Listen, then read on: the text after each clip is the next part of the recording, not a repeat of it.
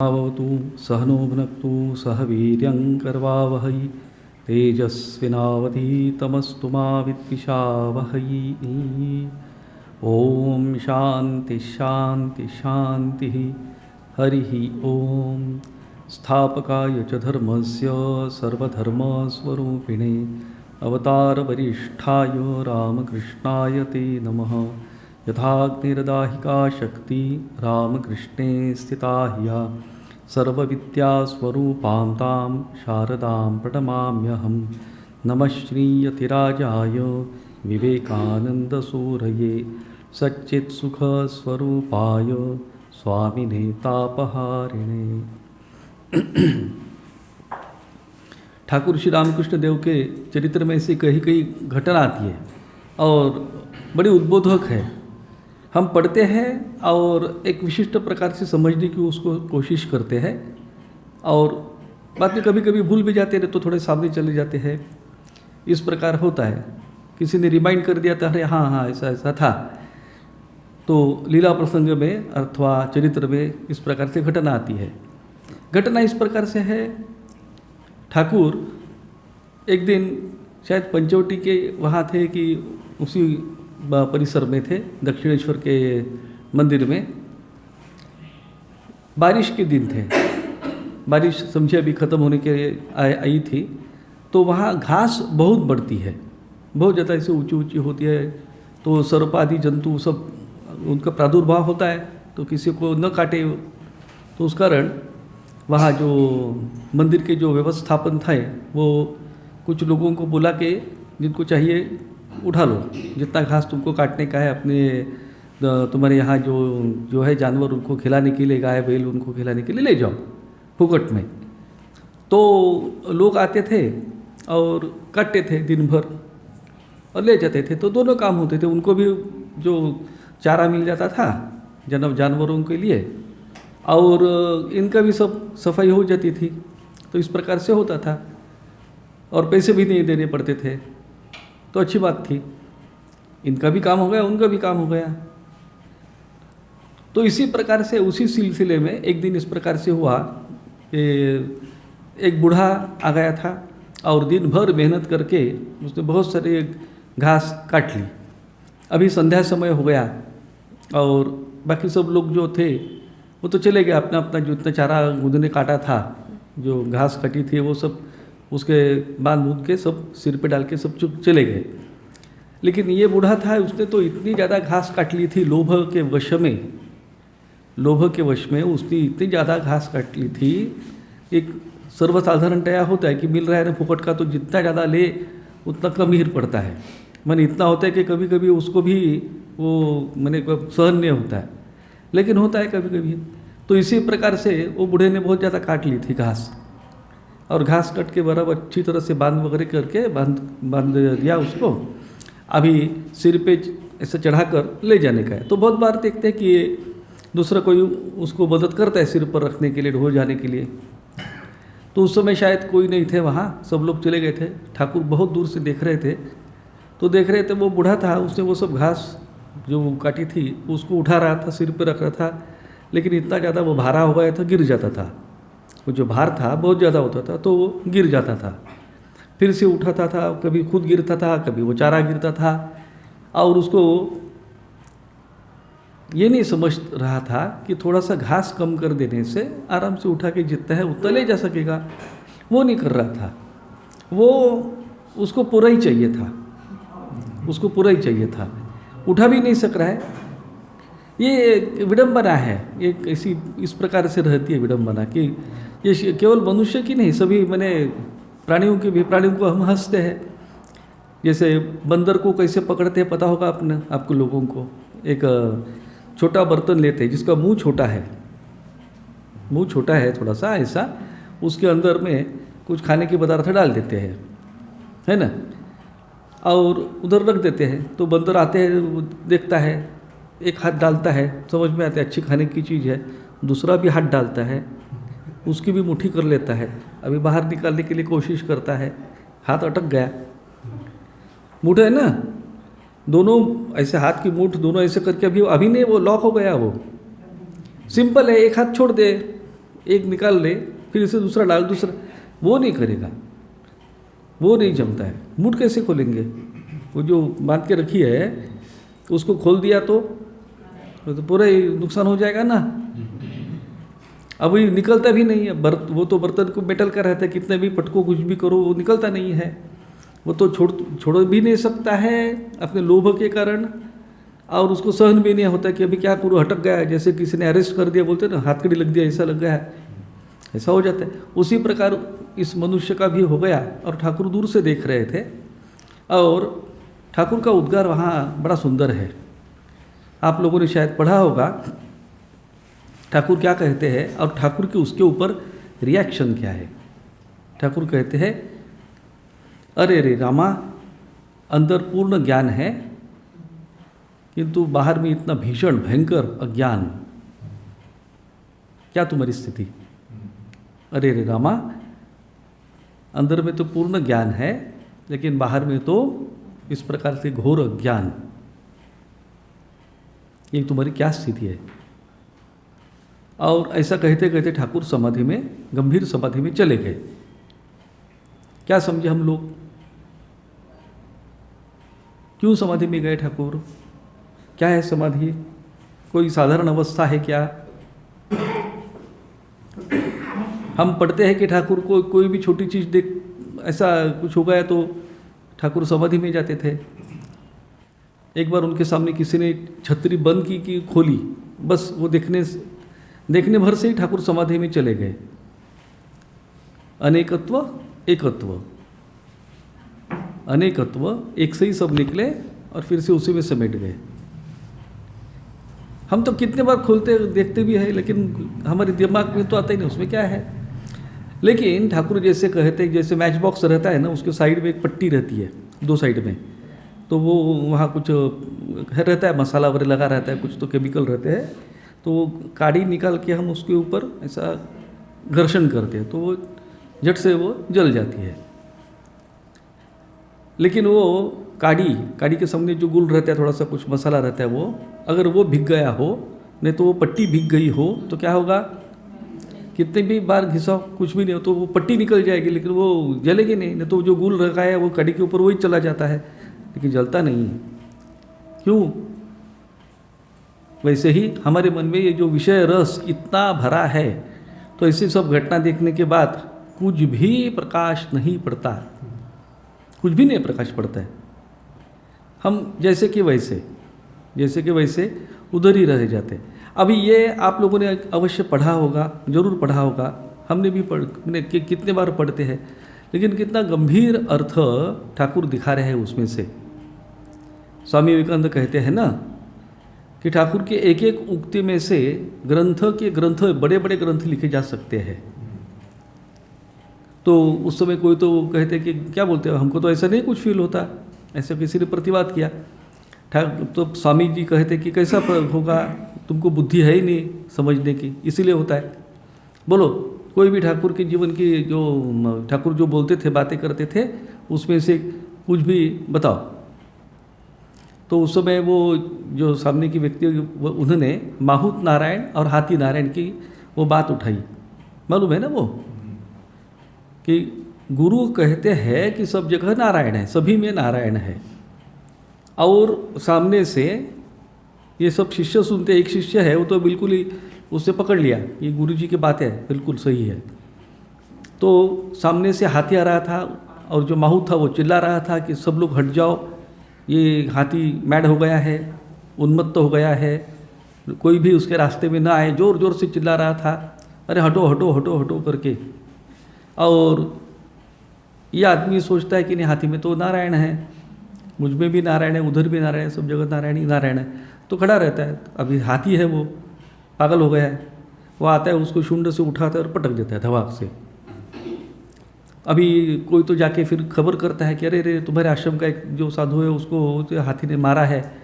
तो अरे तो सब वो आश्रमवासी गुरु वगैरह सब दौड़ते हैं उधर, और वो जो है साधु उसके ऊपर वो पानी वगैरह डाल के उसको जरा जगाने की कोशिश करते हैं। बेशुद्ध पड़ा है बेचारा, इतना मार खाया। तो अभी उठने के बाद वो थोड़ा सा आंखें खोलता है, तो गुरु कहते रहे तुमने ऐसा क्यों किया?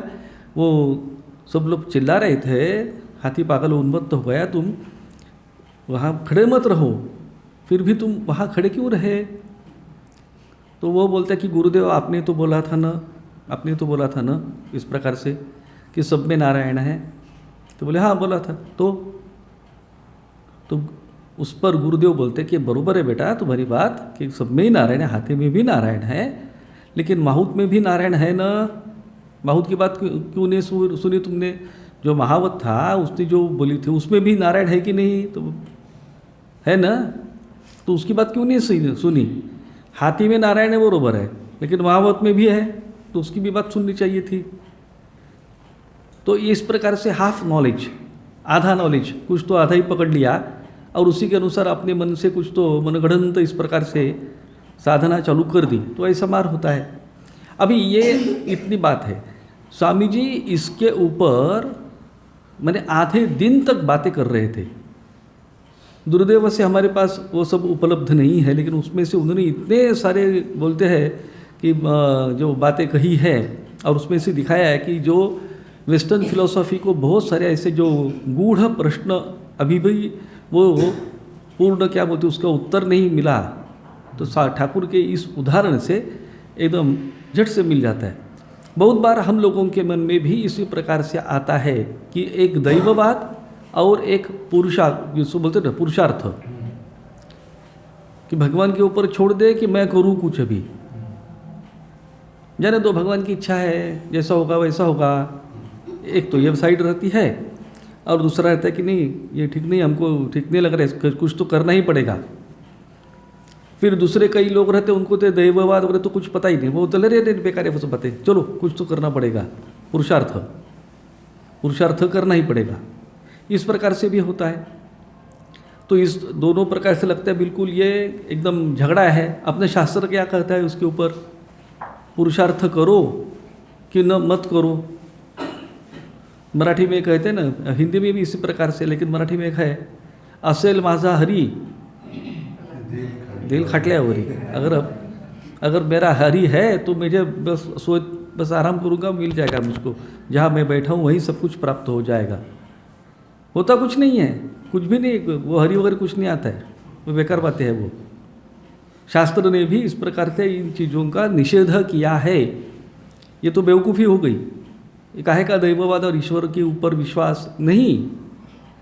ये जब इस प्रकार से मन में आया कि मुझे मैं करूँ क्या कि नहीं, तो ठीक है ठाकुर की इच्छा है, ऐसा जब आता है तो उठो और करो। प्रभु के ऊपर पूर्ण विश्वास है कि सब कुछ प्रभु ही कर रहे, जो कुछ करने का उनको करने दो।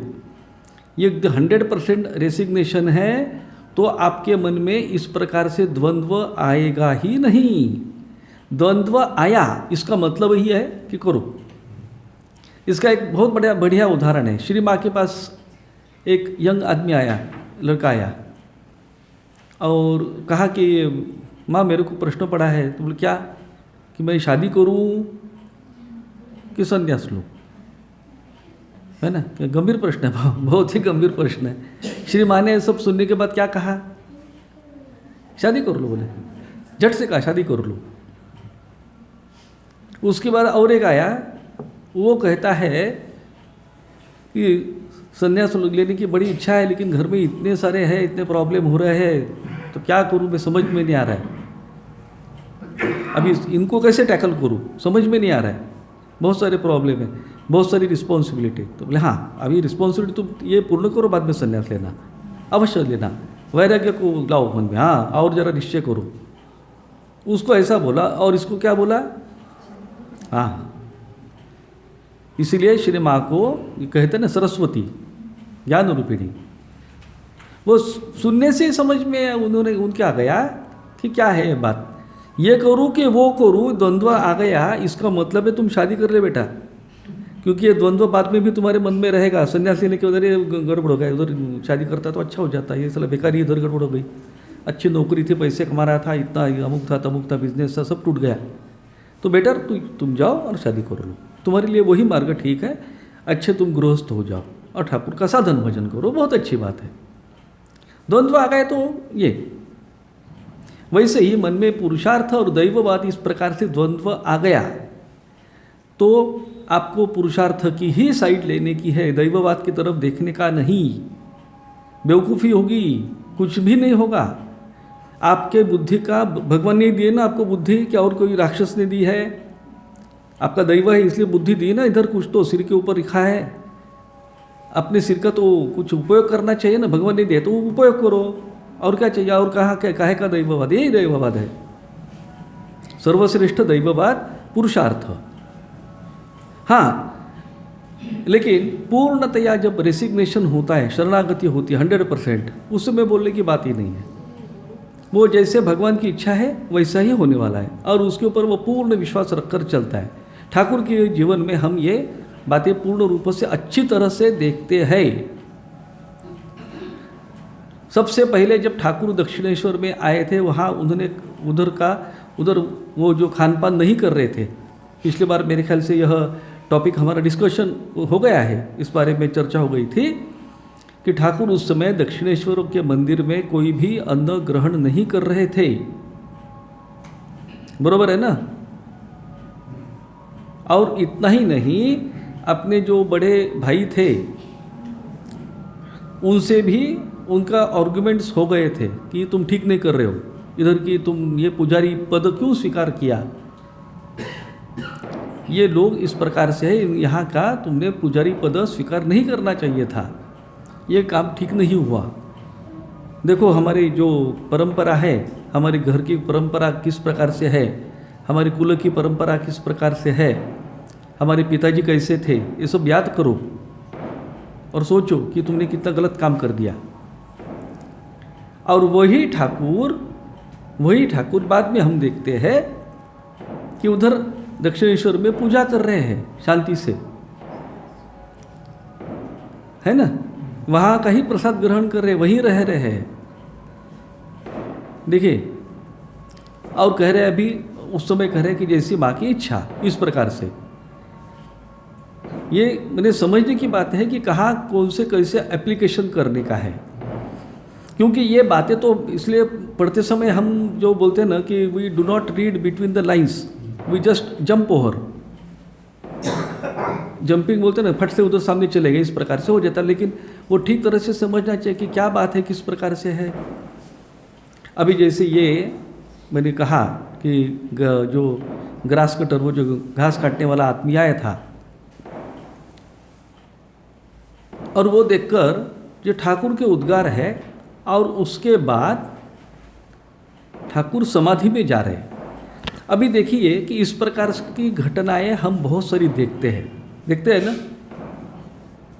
अभी समझिए आप है उधर, ठाकुर की जगह आप है, आप भी दूर से देख रहे हैं, अपने क्या बोलते हैं, घर के फर्स्ट फ्लोर से उस खिड़की से देख रहे हैं, और ऐसी कुछ घटना दिखाई दे रही है ऐसे दूर कुछ। तो आपके कमेंट्स क्या होंगे, और उसके बाद आपकी क्या रिएक्शन होगी?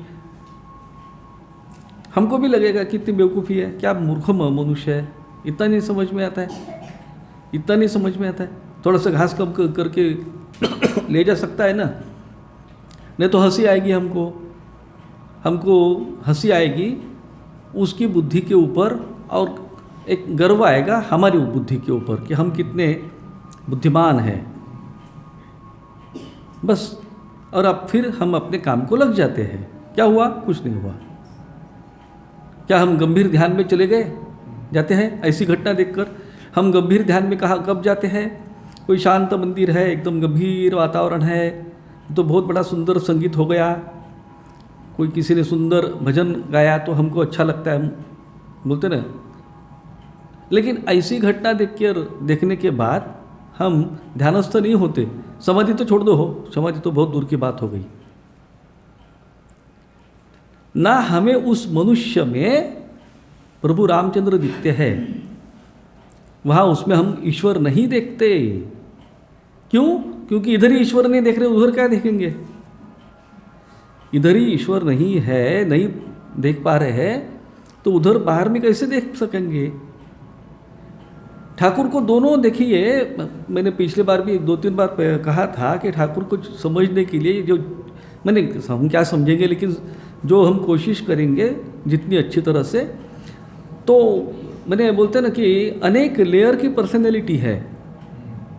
वैसे हमारी भी, लेकिन ठाकुर के ऊपर की ओर जाने वाली पर्सनैलिटी है।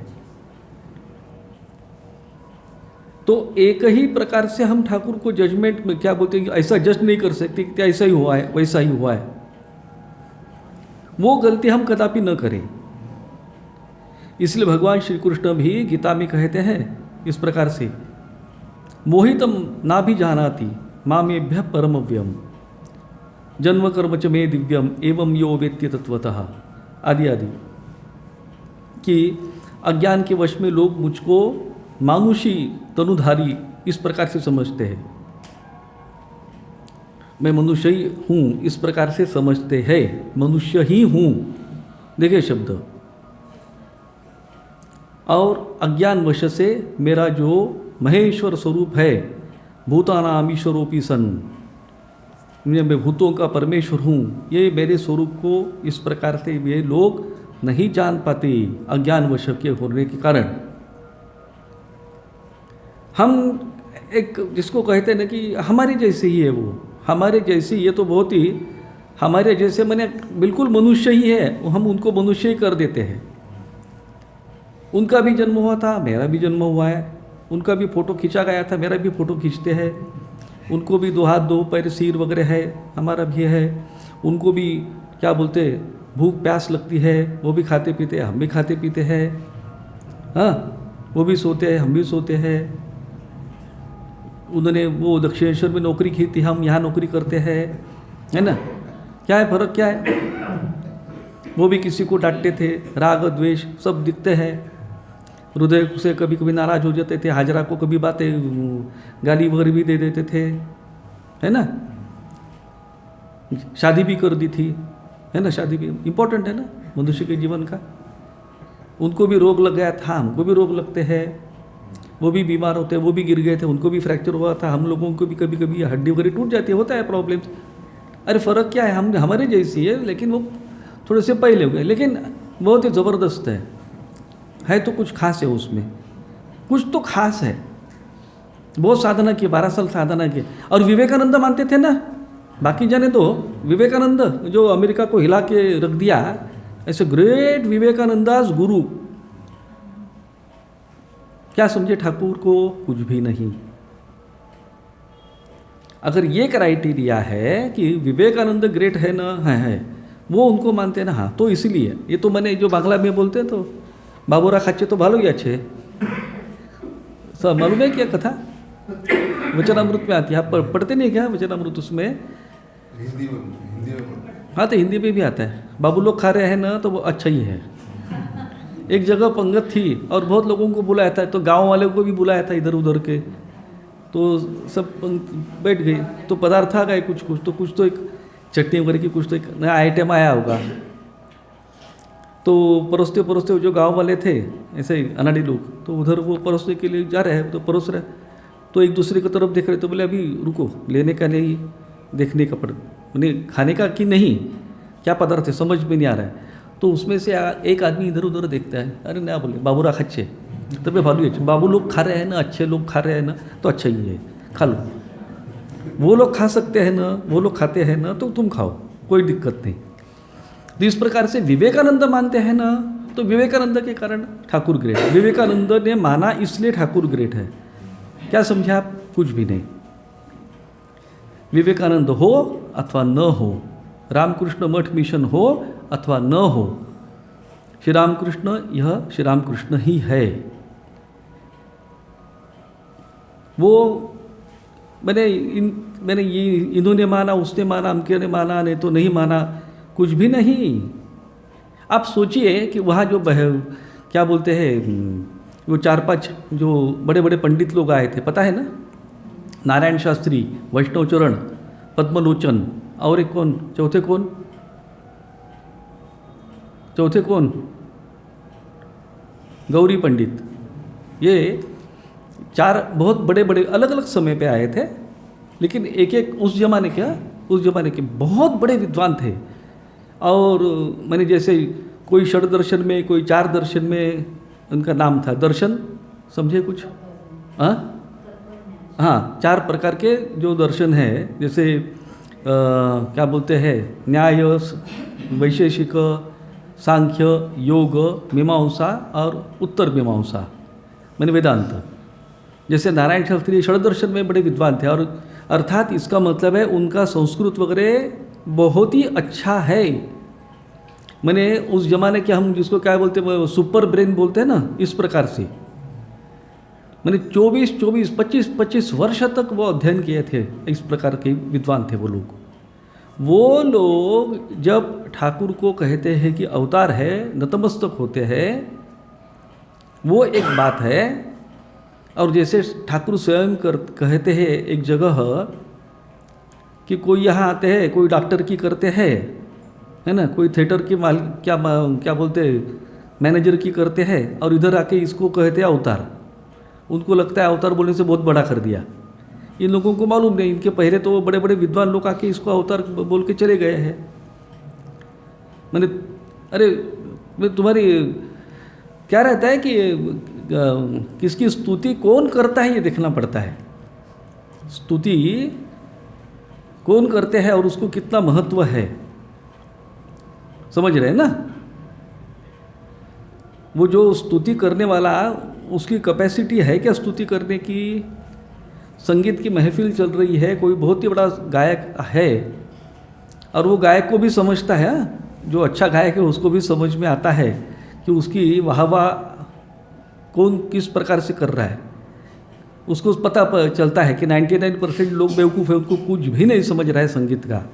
लेकिन उसमें से एक ही आदमी कहीं तो बैठा है, वो जब बराबर बोलता है कि अरे वाह मार दिया, तब वो जो गायक है उसको समझ में आता है और वो उसी को देख के गाता है। बाकी लोगों ने वाह वाह की, नहीं तो छीतू की, बहुत निंदा की, उसको कुछ भी नहीं, उसका क्या बोलेंगे। मैंने वो आजमाने के लिए हमारे यहाँ एक अच्छे संगीत बजाते हैं, उनके कभी कभी कुछ 4-5 बार मेरे को उन्होंने कहा कि हमारे अमुक अमुक अमुक ने आज बहुत स्तुति की, तो हमने सुना, फिर उनको भी थोड़ा सा अच्छा लगा जरा। कुछ दिनों के बाद और किसी ने कहा कि नहीं आज बराबर नहीं जमा, तो उसको दुख हुआ कि मैंने तो इतना अच्छा बजाया था, इतना मैं इतने प्रैक्टिस करता हूँ, ये करता हूँ, फिर भी इस प्रकार से बोल दिया, है ना। मैंने उनको कहा कि देखो ये तुम ये जो जिनके नाम ले रहे हो कि उसने स्तुति की और उसने निंदा की, ये दोनों को ही कुछ भी वैल्यू नहीं है। उसने निंदा की, वो उसको क्या आता है संगीत, और जिसने स्तुति की उसको भी नहीं आता है ना। तुमको आजमाने के लिए जो स्टैंडर्ड चाहिए वो है ही नहीं ना उनके पास, कि वो अच्छा है कि बुरा है, करे तुम क्या बोलेंगे।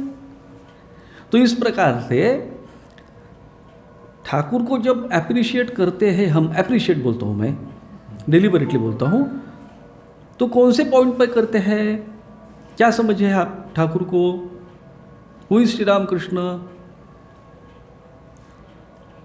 सोचो, सोचने की बात है। हम कितना लाइटली और वेगली और क्या जिसको बोलते हैं ना, एक वेव जैसी आती है तो सब लोग हाँ बराबर बराबर, अच्छा अच्छा, बहुत अच्छा बहुत अच्छा, इस प्रकार से चले जाते। वो मानता है नहीं तो मैं भी मानता हूँ, वो मानता है मैं भी। उसकी आंखों में आंसू है तो मेरे भी आंखों में आंसू नहीं चाहिए। उसने ठाकुर की बहुत ही पूजा की तो उसका घर अच्छा बन गया तो मैं भी करूँगा। अभी कि ये ऐसा अगर दूसरा दिखाई दिया कि उसने ठाकुर की बहुत उपासना की और उसका टप्पर बज गया तो क्या करेंगे, छोड़ देंगे ठाकुर को। अरे ठाकुर ने उसका टप्पर बजा दिया पूरा, छोड़ा ही नहीं उसको, एकदम रास्ते पे लाके रख दिया, क्या करेंगे आप, इतना अच्छा भक्त था, है ना। तो ये तो क्राइटेरिया है ही नहीं। तो चलिए ठाकुर के जीवन से ये सब पॉइंट्स हम समझने की कोशिश करेंगे कि श्री राम कृष्ण कौन थे, और वो समझाने के लिए शरद महाराज ने एक श्री रामकृष्ण के मुख से जो शब्द सुना था उसका बार बार उपयोग किया है और अलग अलग प्रकार से किया है। उसके जो इक्विवेलेंट शब्द है उसको भी लाया है, भावमुखी श्री रामकृष्ण। और उन्होंने, मैंने बाद में आता ही है कि ठाकुर को 3 बार करीब ठाकुर स्वयं कहते हैं कि इस प्रकार से उनको यह वाणी सुनाई दी गई थी कि तुम भावमुख में ही रहो, भावमुख में रहो। हलधारी जब इस प्रकार से ठाकुर के मन में संशय उत्पन्न करते तो 2 बार ठाकुर बहुत रोए और जगन माता के पास गए, तब उनको यह आदेश हो गया कि तुम भावमुख में रहो। और तीसरी बार तोतापुरी महाराज जो थे तो उनके सानिध्य में आके ठाकुर ने उनसे दीक्षा ग्रहण की थी, संन्यास दीक्षा। और बाद में तोतापुरी महाराज से सब वो क्या बोलते हैं उपदेश सब सुनने के बाद ठाकुर जब ध्यान में बैठ गए थे तो उनको निर्विकल्प समाधि, माने वेदांत की दृष्टि के अनुसार सर्वोच्च जो है सर्वोच्च, तो उसमें उन्होंने अवस्थान किया था। और तोतापुरी जाने के बाद करीब 6 महीने वे लगातार उसी निर्विकल्प अवस्था में थे। अभी अवस्था नहीं बोल सकते उसको, बहुत ही दुर्दैव से मेरे पास दूसरे शब्द नहीं है, नहीं तो भाषा के कुछ बंधन रहते हैं, इसलिए उसको अवस्था बोलना पड़ रहा है। ये निर्विकल्प कोई अवस्था वगैरह नहीं है, वह स्वरूप है, वह स्वरूप ही है। अवस्था जागृत स्वप्न सुषुप्ति रहती है, भाव आता है जाता रहता है। पंचभाव भाव विशिष्ट प्रकार के मन की जो स्थिति है उसको कहते हैं, लेकिन स्वरूप को क्या कहेंगे? तो बोध। तो ये बोध कुछ नया लाने का है तो ऐसा भी नहीं, आपके पास है ही। जब आप पूर्णतया उसी में अवस्थित हो जाएंगे तब जो है वह, तो ठाकुर उस अवस्था में करीब 6 महीने थे। और 6 महीने के अंत में उनको ठाकुर कहते कि एक अशरीरी वाणी सुनाई दी कि तुम भावमुख में रहो। 3 बार इसी प्रकार से ठाकुर ने सुनी। और उसके बाद ठाकुर कहते कि उसके बाद मैंने इस प्रकार से ठाकुर तो शब्द यूज ही नहीं करते थे, लेकिन उसके बाद वो भावमुख अवस्था में रहे थे। तो भावमुख माने क्या, इसी की चर्चा हमारी चल रही है। और इसी के संबंध में मैंने पहले जो घास काटने वाला ये वो इस प्रकार से कहा था। अभी भावमुख अवस्था, भावमुख पिछली बार भी मैंने कहा था, फिर से दोहराता हूँ। मुख माने सोर्स, जहाँ से उत्पत्ति होती है। किसकी? जैसे भी नदी की उत्पत्ति, तो नदी का मुख इस प्रकार कहते हैं ना, गोमुख। हाँ, गंगा का गोमुख। इधर गोदावरी का भी है, कहाँ तो उधर नासिक में है ना, वो कोई ब्रह्मगिरी पहाड़ से ऊपर से आती है, लेकिन जहाँ करते हैं कि वहाँ से निकली। तो हर एक नदी का अपना अपना, मेरे ख्याल से इधर गोंदिया के भंडारा में भी एक नदी का उगम स्थान है, कंटिन्यूस पानी आता रहता है। कुछ तो है ऐसा विवर, तो पानी आता रहता है जाता रहता है। तुमसर में है ना, हाँ, तो वो कोई नदी का मुख है। मुख माने सोर्स, यहाँ से तो जल स्रोत बहता रहेगा। तो अभी भावमुख का अर्थ क्या होगा? भावमुख, यहाँ से भाव निकलते हैं, यहाँ से भावों का प्रादुर्भाव हो रहा है। कौन से भाव? हाँ, यहाँ गड़बड़ होती है, सत्व रजत